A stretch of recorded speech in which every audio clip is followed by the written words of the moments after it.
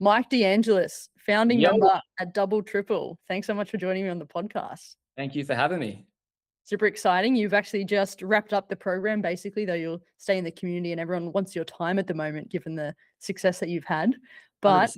Yeah. super excited to talk about you really landing this big, beefy tier one logo in Qualtrics as an AE. Big Massive. standout for us. So tell us about the journey. Where did you start? How did you come into the fold at Double Triple?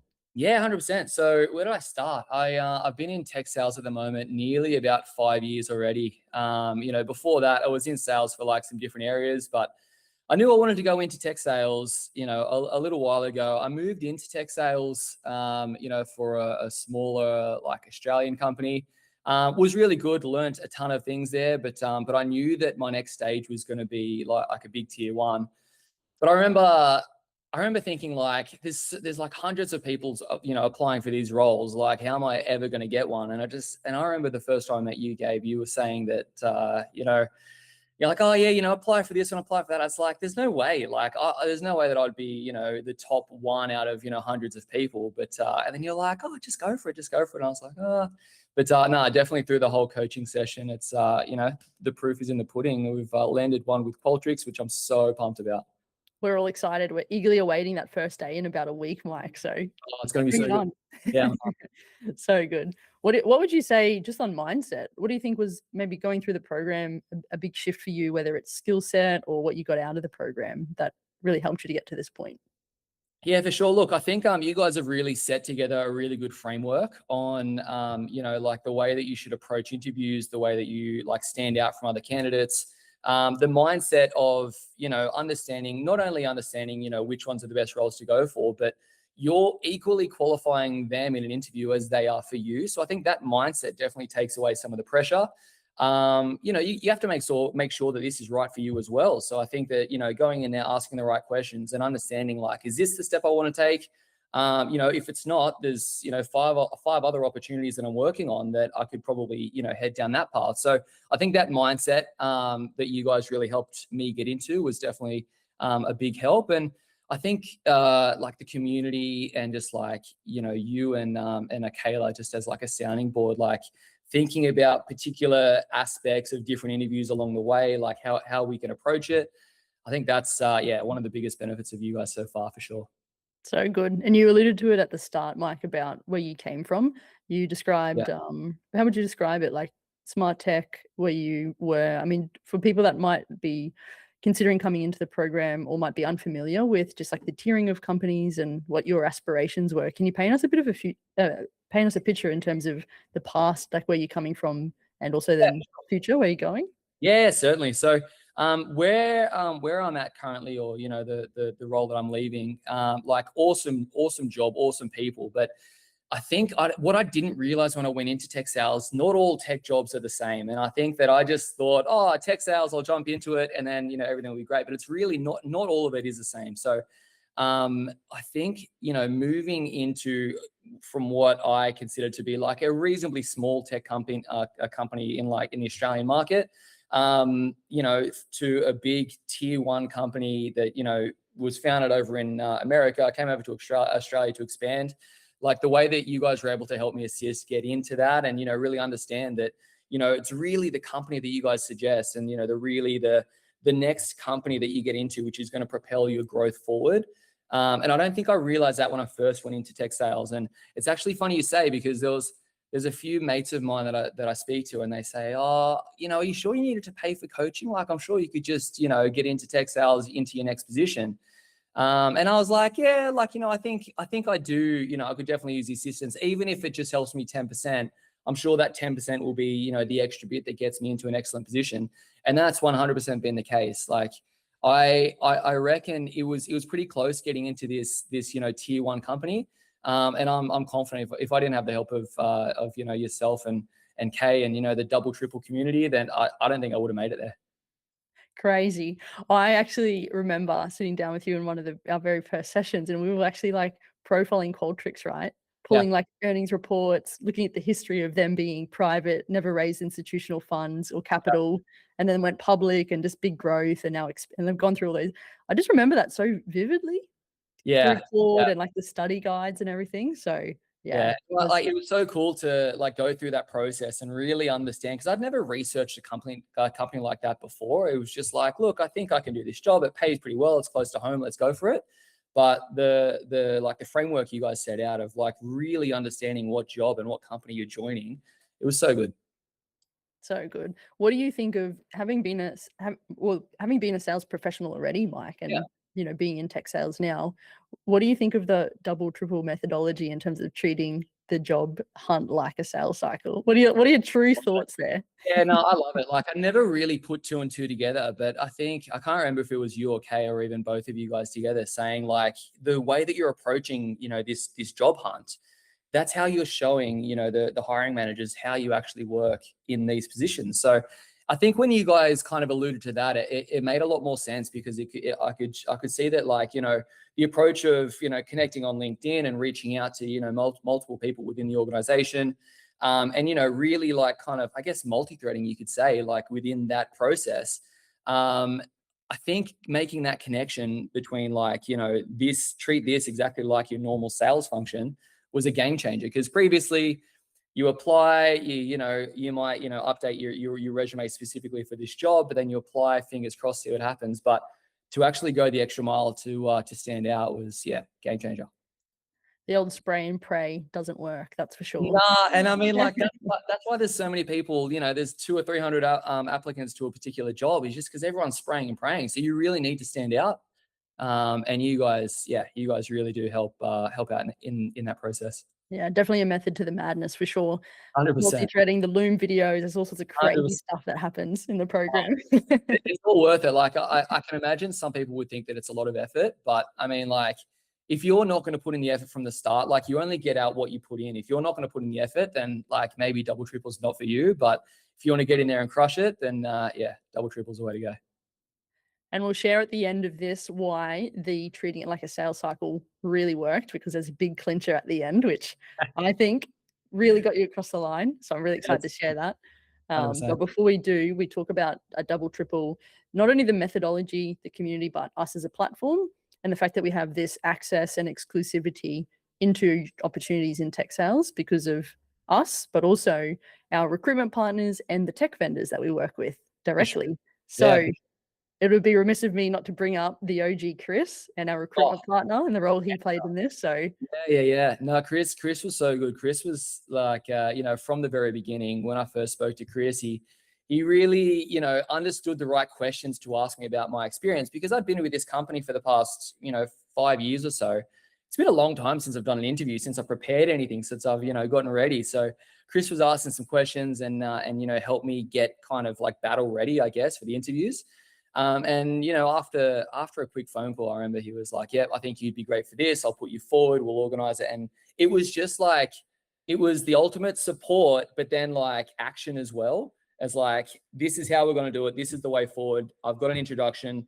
You'll have a meeting sometime next week, and it just all flowed like a clockwork. And then I had Chris throughout, helping out in that process, and then also you guys working with Chris, working with me. It felt like such the team to move forward. So it was so good. talk about the triangulation of hype girls, Mike. And Oh, I don't think Chris will mind me saying this, but there was a lot of virtual high fives with the yeah, triangle. 100%. And like even like preparing for each interview stage, like I almost had this feeling where it's like I need to crush it, or else like Gabe and Kayla and Chris would be so disappointed. So it's like I need to smash it. But no, thankfully we did pretty well in each process.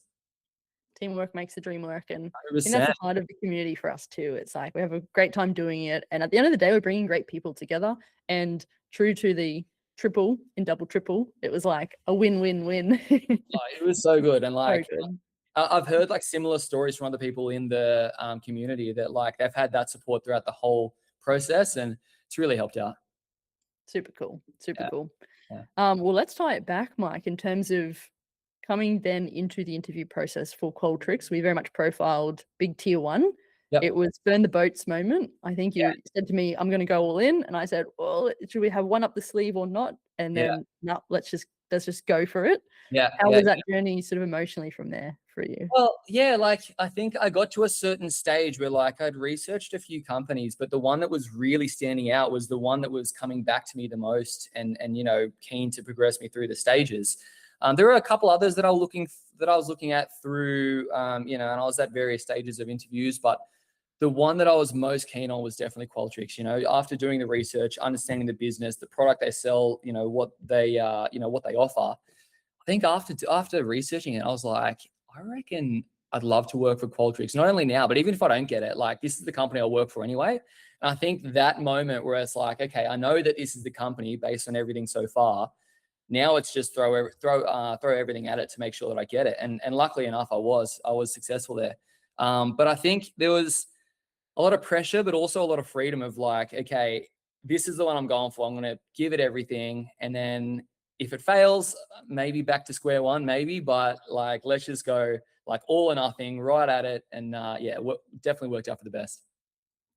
And I have to mention the 5 interviews, which turned into 7, which had turned into 12 with all of the 100. chatter and the 100 interview stage. Yeah. Do you mind talking to what you think might be the differential too as a really hyper competitive role in a tier 1 as an AE, just like what it actually takes, these Yeah. stakeholders prepping for the interview, what those interview stages actually look like end to end, Mike?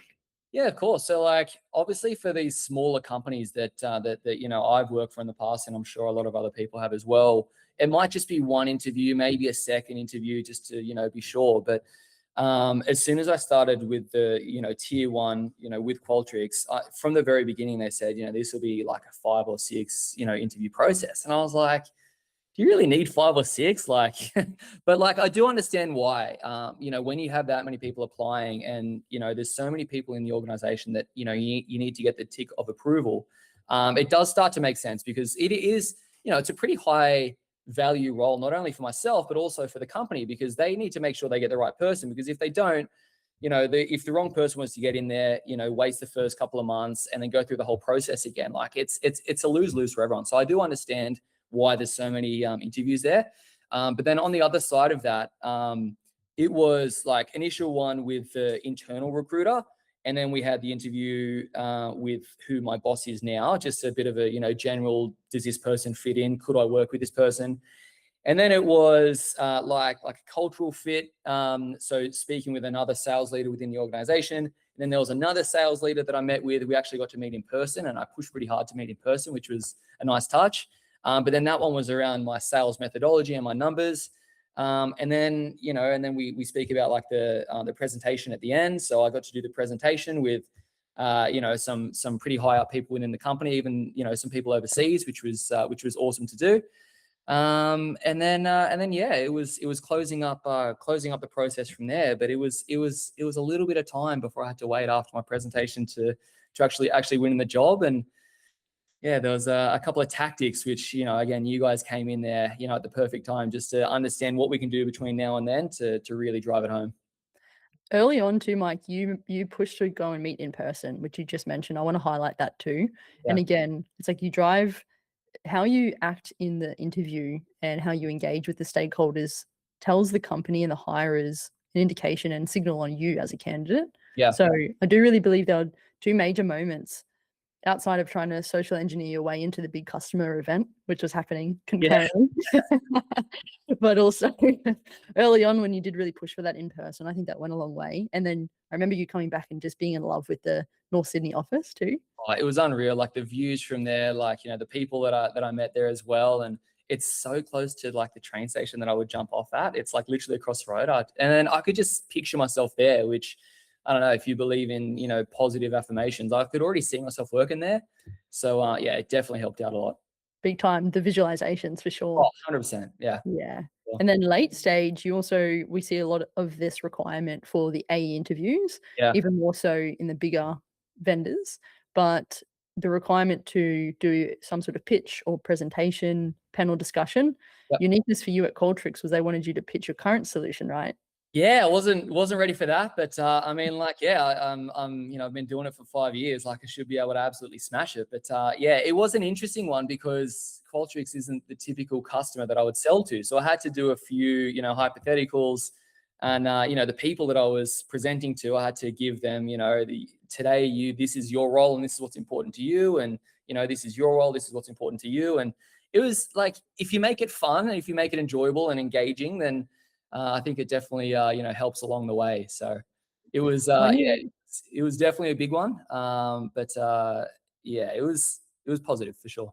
I'm curious to know your thoughts, Mike, reflecting on that moment and that particular stage. What do you think they're actually like testing for? I think there's a lot. Like, one, they want to see your presence in front of other people, the way that you describe, your current product. They are looking for that. They want to see how well you engage as well. Is it, when you're presenting something, are you just reading off your screen, or are you actively asking questions? Are you engaging?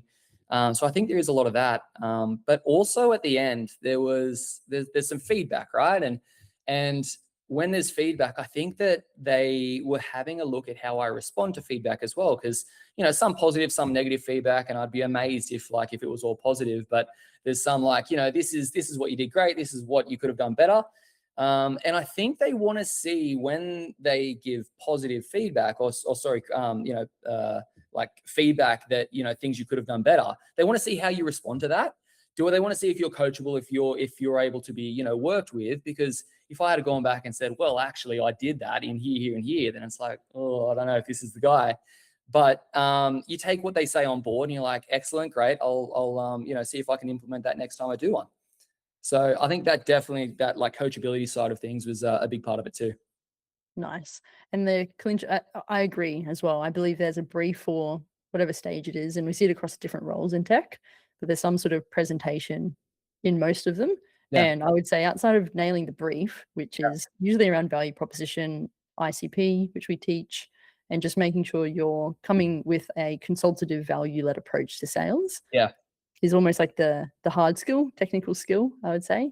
But so much of it, just as equally as so, is very much around how you present, turn up, body language, the soft skills, and how you engage. And I do think they equally take that into consideration in terms of evaluation. yeah, 100%. And I want to say thanks to you as well. I know that there was a couple of times where I was ready with the presentation, and it's like, all right, I'll show Gabe. And Gabe's like, yeah, you could probably add this or change this. And then it's like, all right, well, my meeting's in a few days. Let's catch up before then. And it's like, yeah, I can fit in this time. So like, we had a few of those, moments, but no, they were definitely very helpful along the way for sure. Don't worry, Mike. I oftentimes get V22, V23 presentations emailed through, Yeah. so all good. Oh, So good. Now, you got to the final stage, felt super confident, probably like 6 to 7 weeks by this time, yeah, it's a long thereabouts. process. Yeah. Yep. Yeah, and I think they even almost like accelerated you a little bit towards the end, right? Got you in a bit sooner. Yeah. And then what happened? There was almost this big white space, penny drop moment. We could have heard a pin drop for about a week and a half. Yeah, I think, so they had a couple of other people that needed to be interviewed as well. And they said, look, like, it's just a process where, they don't have availability until like late next week. And it was like, oh man, like that's such a long time when you've just finished this big, massive process. It's like, this is going to be a tough wait. But then it's like the saying, like, life gives you lemons, you make lemonade. Like, you're not just going to sit there for a week and do nothing. And it's like, well, I'm going to use this time to my advantage. So I remember thinking, like, what can I do with this time? I was like, well, they wanted me to do, for the presentation, they wanted me to present my product. They normally ask for a 30, 60, 90-day plan. Why don't I just put that together? And then like a little bit of like, so that came together, and then like a territory plan is also a very common thing. So I was like, well, I've got, a week and a half. Like, I know that they haven't asked for it. I don't want to come off as like too needy, but also as well, I want to show how keen I am for this. It's mine to lose. You were just like, this is 100%. mine to lose. Let's go. 100%.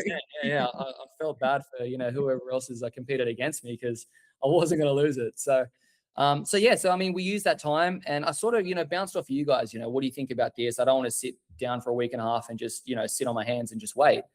And then, yeah, you guys love the idea, you help kind of craft what that looks like. And I knew that this next person was interviewing on the Friday.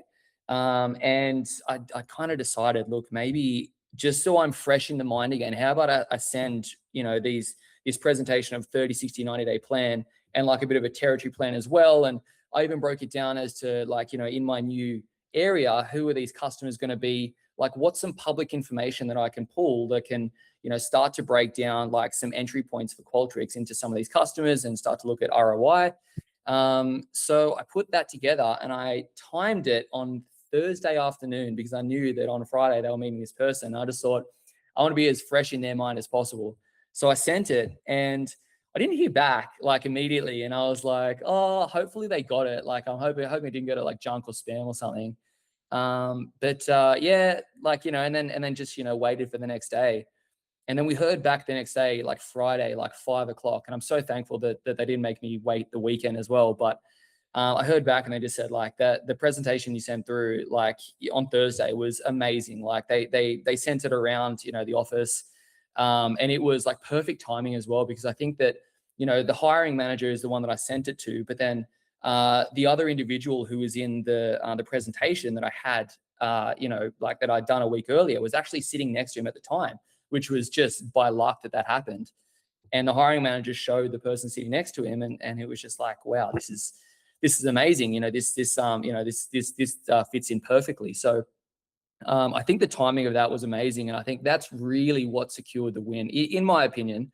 That's really what secured the win, and I think like you guys being a soundboard of like, hey, how can we approach this? What's the best way to do it? Like, there's a little bit of a strategy involved, and I think the way that you guys helped out in that process definitely secured the win for me.